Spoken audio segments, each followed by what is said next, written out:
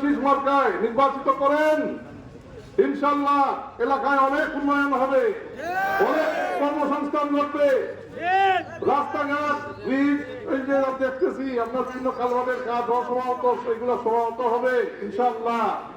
এবং মানুষের বাসস্থান, শিক্ষা ব্যবস্থা, স্বাস্থ্য ব্যবস্থা এই এলাকার ইনশাআল্লাহ উন্নতি হবে। এবং সে একজন স্থানীয় জনপ্রতিনিধি ছিল, সে আপনাদের মনোভাব বুঝে, সে আপনাদের মনোভাব তুলে ধরতে পারবে সংসদে, সে আপনাদের মনোভাব তুলে ধরতে পারে তারেক রহমান সাহেব বিএনপির সরকারের সাথে।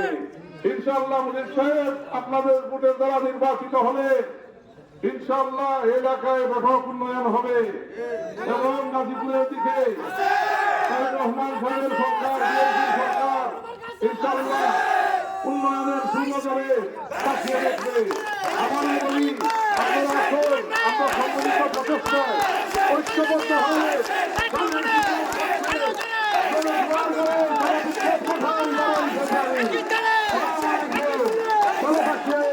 বাংলাদেশ জিন্দাবাদ, বাংলাদেশ জাতীয়তাবাদী দল জিন্দাবাদ।